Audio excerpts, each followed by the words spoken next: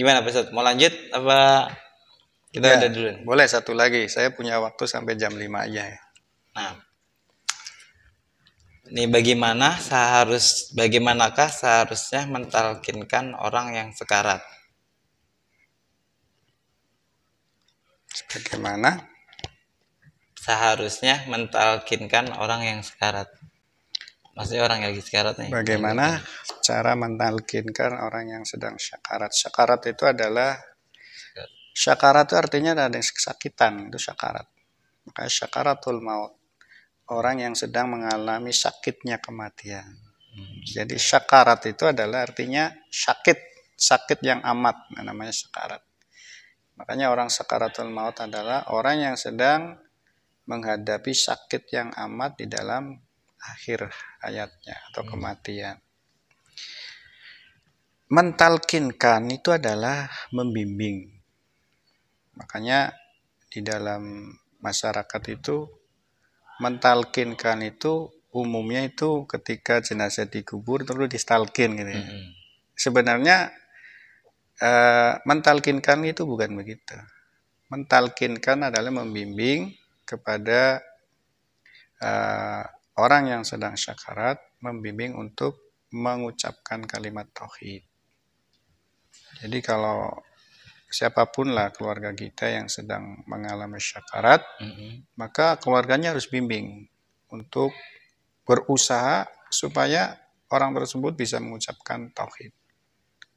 La ilaha illallah. Kalau si orang yang sedang syakarat ini sudah mengucapkan la ilaha illallah, maka sudah. Oh, nggak terus-terusan. Kalau terus-terusan, takutnya Berubah. yang syakarat itu malah bingung. Karena orang yang sedang syakarat itu pikirannya cuma satu, menghadapi kesakitan. Kita aja lagi masih hidup, ketika lagi sakit, diajak ngomong apapun nggak konsen, Iya, karena sedang ngalamin sakit. Jadi kita konsen. misalnya lagi pusing, emang bener sih juga begitu. Iya, diajak ngomong nggak bakalan nyambung. Iya. Apalagi ini orang yang sedang syakarat. Syakarat itu adalah menghadapi kesakitan yang amat gitu kan. Dan situ bukan hanya sakit aja yang sedang ngadapin. Itu di situ juga ada tipu daya setan masih berlaku di situ sebelum ruh keluar. Jadi setan itu masih ganggu di situ, mengganggu supaya orang tersebut tuh keluar dari Islam. Makanya tugas orang yang masih hidup itu jangan sampai membebani, membingungnya orang yang sedang syakarat. Kalau dia sudah udah biarkan dia lepas. Kalau udah la ilaha illallah terus lepas, udah dia berarti masuk surga dijamin. Artinya dia itu sudah husnul khotimah, meninggal di atas kalimat tauhid. Mangqala la ilaha illallah dakhalal jannah. Barang siapa yang mengucapkan kalimat la ilaha illallah, dipastikan dia masuk surga. Nah, hitungannya nanti di akhirat, tapi yang jelas pasti masuk surga. Kalau itu gampang banget ya Ustaz ya? Iya, gampang. Itu udah jaminan dari Allah. Tapi ya kalau masalah-masalah yang lain nanti di gitu tapi kata Allah pasti masuk surga. Karena kuncinya adalah itu. Jadi mentalkinkan. Sebenarnya adalah ya begitu. Mentalkinkan, membimbing untuk orang yang sedang syakarat itu. Jadi seharusnya kalau dia emang sudah mengucapkan la ilaha illallah, sudah aja berhenti aja. Karena kalau terus-terusan dia tambah bingung dan nggak connect orang sedang syakarat itu. Udah kalau dia udah la ilaha illallah, udah tungguin sampai kemudian dia lepas. Nggak pasti harus diterus-terusin la ilaha. Terkecuali gitu la ilaha illallah terus dia berapa menit, berapa ini dia ngomong lagi, nanti dibimbing lagi. Artinya memang la ilaha illallah itu ditumpuk dengan kalimat yang lain gitu kan. Gitu. Diperbarui lagi. Biar supaya ibaratnya fasih lah masih ingat lagi gitu. Masih tauhid lagi, diperbarui lagi tauhidnya. Tapi kalau la ilaha illallah udah berapa menit kemudian dia langsung lepas, ya udah. Berarti di akhir hayatnya itu dia husnul khotimah gitu maksudnya gitu. Itu talqin. Tapi umumnya talqin berlaku untuk orang yang mentalkinkan di kuburan. Jadi orang yang habis dikubur kemudian dibaca talqin. Sebenarnya talqin itulah itu tadi. Membimbing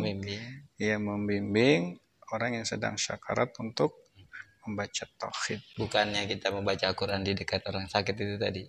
Kan orang sakaratul maut tuh suruh baca Quran malah bingung. Orang makan pikiran yang hidup iya enak ya. Iya. Tapi yang sedang sakarat memang di hadisnya tuh orang sakarat tuh nggak semacam yang kita bayangin. Banyak yang dihadapin gitu. Ya tadi, jadi setan tuh sampai menggodanya sampai di akhir hayat. Bagaimana caranya supaya dia itu keluar dari iman itu setan begitu. Makanya sedang kebingungnya orang sakarat, jangan ditambah bingung maksudnya gitu. Intinya itulah. Itu talqin maksudnya. Makanya kadang-kadang orang yang keluarga yang umpamanya ada bagian keluarga yang sedang sakit, dilihat kondisinya. Kalau memang masih bisa ngomong, itu pun ngomong-ngomongnya jangan yang sekiranya membuat dia itu tambah sakit gitu kan. Diajak ngomong yang sekiranya dia itu biar semangat semangat sembuhnya. Tapi kalau udah kondisi kritis ya, apalagi kalau memang udah sakarat, ya udah yang diajarkan adalah tauhid itu. Jangan sampai orang lagi sakarat, Pak, warisan yang di sana gimana? saya belum dapat warisan nih, Pak. Ya, jadi itulah talqin namanya, membimbing orang yang sedang sakarat. Sakratul maut itu rasa sakit yang amat di dalam akhir hayat atau dalam kematian. Sakarat adalah sakitnya. Kalau sakit biasa adalah bukan sakarat namanya. Kalau sakarat adalah sakit yang amat sangat gitu. Sakit yang amat sangat di akhir. Iya, maksudnya di akhir sakarat maut, di akhir kematian. Di akhir kematian. Dia sedang menghadapi kematian. Jadi ruh ketika dicabut itu kan sakit gitu kan. Karena ruh kan dimulai dari kaki, terus jalan sampai kemudian ke tenggorokan. Itu ruh. Jadi keluarnya ruh itu adalah sakarat namanya, sakit. Nah, makanya orang sakit itu kemudian wajar kalau kemudian matanya terbelalak. Orang mati matanya terbelalak dicurigain. Iya. Itu sebenarnya udah umum karena mengikuti keluarnya ruh. Maka matanya terbelalak ke atas, bukan karena dia waktu hidup. Iya. Kebanyakan begitu. Iya, enggak, bukan. Jadi orang meninggal matanya terbelalak, kalau orang bilang melotot itu udah lumrah umum. Jadi ketika ruh keluar mengikutin gitu. Intinya nggak ada mitos apa-apa lah. Itu nggak ada kaitannya dengan almarhum. Jadi intinya itu emang yang alami lah gitu ya. Iya, lumrah gitu. Matanya terbelalak. Iya, jadi jangan dikait-kaitan dengan waktu hidupnya. Karena sahabat juga waktu meninggal ada yang matanya terbelalak ke atas. Mengikuti keluarnya ruh. Kadang di masyarakat itu sesuatu yang terjadi itu dikait-kaitkan. Iya, jadi kan orang lain jadi tambah ngikutin. Jadi keyakinan. Maka akhirnya jadi mitos di lapangan ditambah-tambah. Ya, akhirnya dia ini karena dia itu gitu. Diyakinin akhirnya. Sebenarnya enggak.